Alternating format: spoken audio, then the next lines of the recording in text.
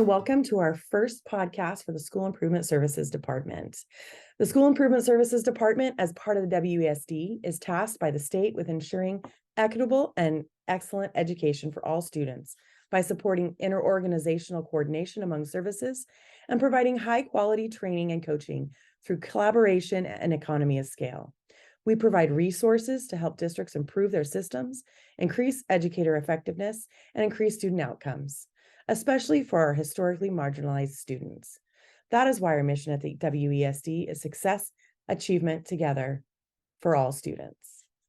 Welcome today. This is our first podcast attempt, so bear with us as we get going. My name is Gretchen Bruner. I am the Executive Director of School Improvement Services, and I am with Sean Aker, the Student Success Acts Coordinator.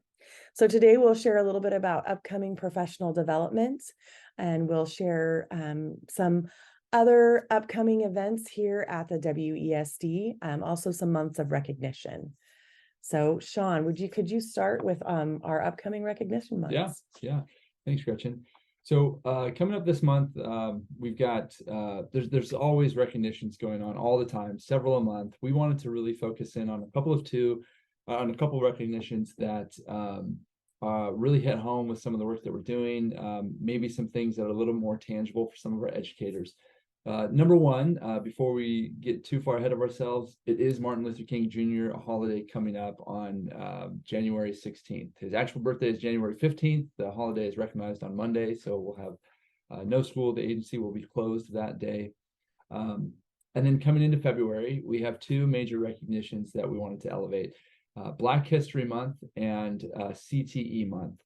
So CTE, we do a lot around CTE, the Willamette Promise, the Willamette Career Academy. We have some services that we provide that really support that. Our partner with MWEC, Mid-Willamette Education Consortium, that's really where our districts buy into this opportunity to really enhance their CTE or career and technical education programs. The Willamette Career Academy is supplemental to our districts. Many of our districts don't have career and technical education programs or robust programs, and so we offer that as a service here. Black History Month, I'd say that for me, and I don't know exactly where Gretchen is on this, but for me, it's always been hard to think of Black History Month as just that month in time, like in February. Is that the only time that we're really going to recognize African Americans for some of the awesome things that they did? It does, however, whether that in my mind it should be recognized all throughout the year, it does give us a great opportunity to really hone in on the Black history and some of those some of the things that maybe we are or aren't doing, some of the things that are in our curriculum, or maybe some supplemental pieces that we could include. And then we can look at those, even though we might be looking at them concentrating in January or in February, we can actually spread those throughout the year. So we've provided some resources through the WSI, through our partnerships with Newsella and Discovery Education to support Black History Month. And so we'll have those links available. Tangible resources for educators, some turnkey things that folks can use with their kids at a variety of levels, grade levels and ability levels throughout the month and outside of the month of February. All right. We also have some really exciting professional development coming up. Currently, we have a cohort of Modern Classrooms happening. If you haven't heard or been a part of that, Modern Classrooms is a really great, innovative style of teaching. We are seeing great results. The educators in our region are really excited. If you have teachers that are interested, don't hesitate to contact us. We have some very reduced rates for you, and we're excited to really bring this to change education for our region so it really meets our students' needs. And so that's happening this month. In addition, there will be some additional cohorts coming up, and so there'll be registration ready for those probably in the next few weeks, and we'll have those up and ready for you. Yeah, and for those of you that are WSI attendees, you attend that meeting coming up. Christine Barford's I can't remember her. What's her title? Director of Partnerships. It is Director of Okay. Partnerships. She's going to be presenting with us, and she'll be in the region doing calls, doing on-site visits, doing site visits Right. that week. So Right. we're looking forward to having Coming her. all the way over from the East Coast Yeah. to be a part of our work. They've really been just a huge asset, because part of the training involves ongoing mentorship not for students, for their students, which are teachers and educators. And so we're really excited to have her come and visit some of the sites, and have her counterpart also be able to work with some of our teachers. Yeah.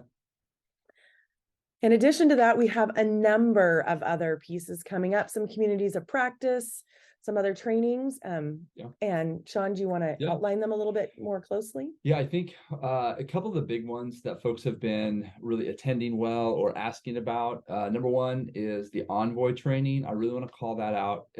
It's half-day sessions. There's an AM and a PM session. Really, an educator could attend either. It's happening February 2nd. Again, it's half day in the morning or half day in the afternoon. We have the links for registration and the resources that are shared along with this podcast.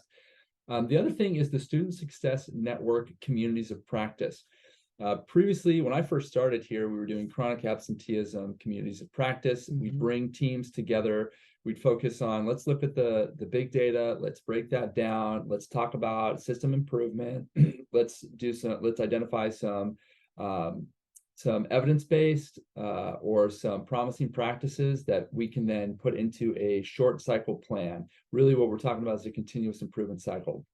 We've, with the Student Success Act, we've scaled that from focusing only on chronic absenteeism to also now focusing on 9th grade on track, focusing on early learning, really with the idea that we want to improve regular attendance, we want to improve 3rd grade reading, and we want to improve 9th grade on track, because that's what's going to give us better graduation rates and ultimately post-secondary success for our students. So in that, we started earlier this year, and we found that we were really tapping into a lot of the educators and the systems in a way that was almost prohibitive for folks to attend. We've got a lot of the same folks, a lot of counselors, some building administrators, some district level folks.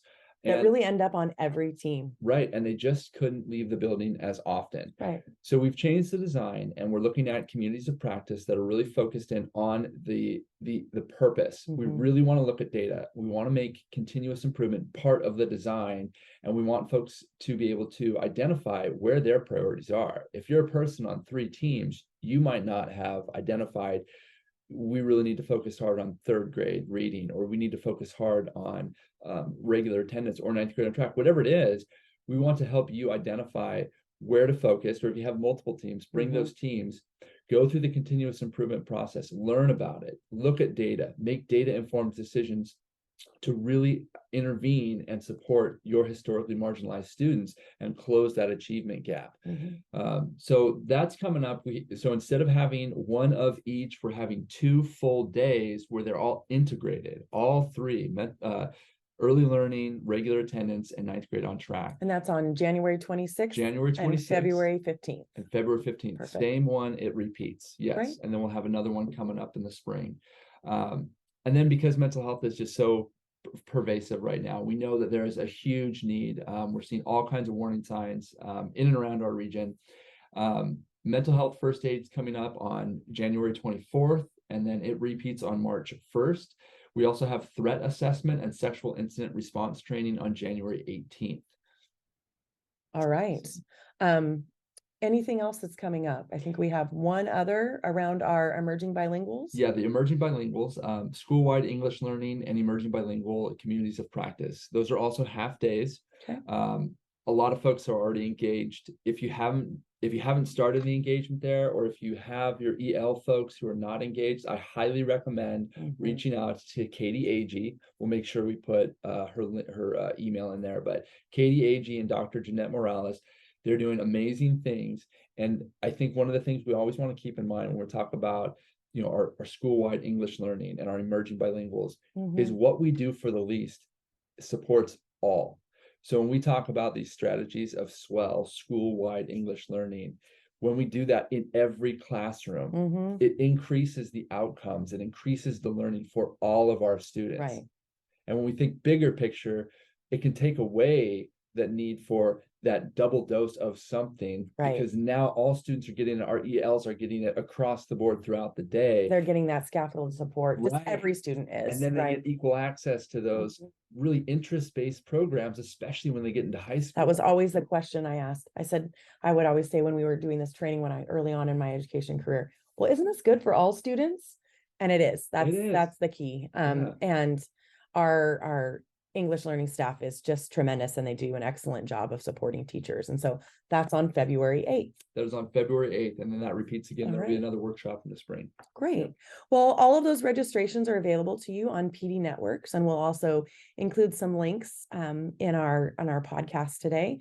As always, if you have any questions or you need any support, we have a number of people on our school improvement services team that are here to help you at all times. So don't hesitate to reach out with any question. If we don't know it, we will put you in the right direction. And thank you so much for joining us. We hope to see you in a couple more weeks with our next segment of the School Improvement Services podcast. Thanks. Thank you.